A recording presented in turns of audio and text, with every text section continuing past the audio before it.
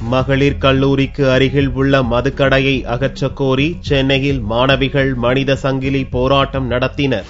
Chennai Broadway Bharathi மகளிர் கலைக்கல்லூரி பேருந்து நிறுத்தம் அருகில் தமிழக அரசின் டாஸ்மாக் மதுக்கடை இயங்கி வருகிறது. இங்கு மது அருந்திவிட்டு வருபவர்கள் மாணவிகளை ஆபாசமாக பேசுவதும் அச்சுறுத்துவதும் என்று அத்துமீறுவதாக மாணவிகள் தரப்பில் புகார் எழுந்தது. இது தொடர்பாக மாவட்ட கலெக்டர் மற்றும் முதல்வரின் தனிப்பிரிவில் மாணவிகள் புகார் மனு அளித்தனர். ஆனால் எவ்வித நடவடிக்கையும் எடுக்கவில்லை என்று கூறிய மாணவிகள் மதுக்கடையை அகற்றக் கோரி வியாழக்கிழமையன்று மனித சங்கிலி போராட்டம் நடத்தினர். மதுக்கடையால் தங்களுக்கு பாதுகாப்பில்லை என்று மாணவிகள் அச்சம் தெரிவித்தனர். நீண்ட காலமா எங்களுடைய கல்லூரி வெகு அருகில டாஸ்மாக் கடை ஒன்று இயங்கி வருது.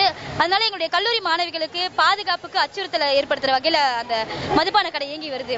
அந்த மதுபான கடை பக்கத்திலேயே பேருந்து நிலையம். எங்களுடைய மாணவிகள் அங்கதான் போய் வீட்டுக்கு செல்றதுக்காக பேருந்துல போவாங்க. பாதுகாப்புக்கு ரொம்ப அச்சுறுத்தலா இருக்கு.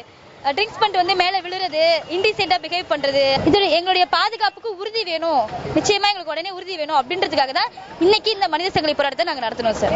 குடிச்சிட்டு காலேஜ் கேம்பஸ் வெளியிலேயே எச்ச துப்புறது, யூரின் பாஸ் பண்றது, குடிச்சிட்டு பட்டுக்கிறது, இதெல்லாம் நிறைய பண்ணிட்டு இருக்காங்க. இதனால எல்லாருமே பாதிக்கப்படுறாங்க. பள்ளி கல்லூரிக்கு அருகில் உள்ள டாஸ்மாக் அரசு மதுபான கடைகளை அகற்ற வேண்டும் என்று கல்லூரி மாணவிகள் வலியுறுத்தியுள்ளனர்.